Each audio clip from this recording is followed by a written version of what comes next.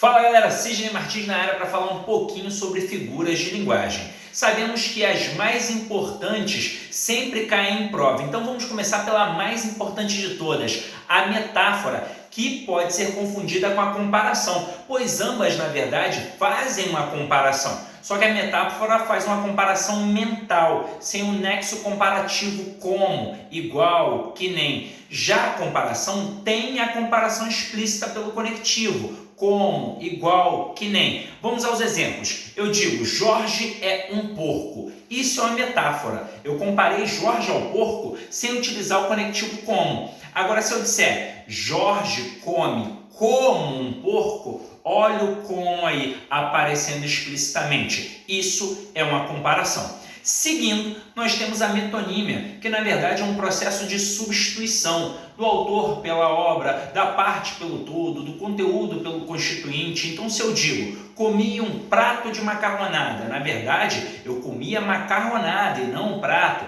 Se eu digo, li Machado de Assis, na verdade, eu li o livro de Machado de Assis e não Machado de Assis. Então, todo o processo de substituição é uma metonímia. Na sequência, temos a hipérbole. A hipérbole é sempre o exagero. Então, se eu digo que eu chorei rios de lágrima, isso é um exagero, porque se de fato eu chorasse um rio de lágrimas, eu iria ser mandado para o Nordeste para acabar com a seca. Então, todo exagero é uma hipérbole. Na sequência, a ironia. O que é ironia? É quando eu digo uma coisa, só que na verdade eu quis dizer outra. Por exemplo, o filho do meu vizinho arranha o meu carro lá no estacionamento. Aí eu digo assim, nossa, seu filho é um amor de criança. Quando na verdade eu quis dizer que aquela criatura é uma peste. Então isso é ironia, quando eu digo o contrário daquilo que eu na verdade gostaria de dizer. E agora a gente vai trabalhar a divergência entre antítese e paradoxo.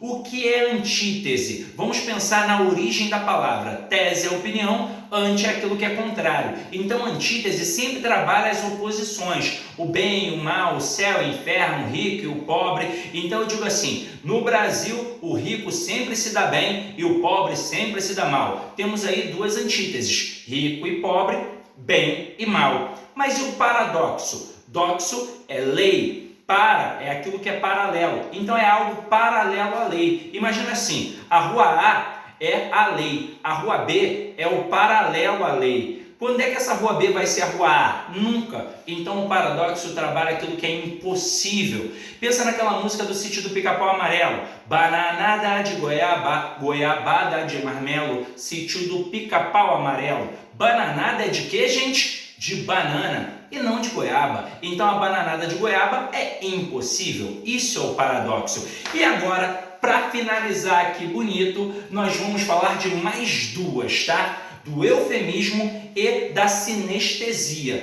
O que é o eufemismo? É quando a gente suaviza uma ideia. Então, ao invés de falar que uma pessoa é gorda, eu digo que ela é fofinha. Ao invés de dizer que alguém é mentiroso, eu digo que ele faltou com a verdade. Então, o eufemismo sempre ameniza, abranda uma ideia para dar uma suavizada mesmo. E o que é a sinestesia? É quando eu misturo os sentidos. Nós temos 5 sentidos. Do tato, do paladar, da visão. E aí vamos lá, pensa comigo, eu digo assim, aquela mulher tem um perfume doce.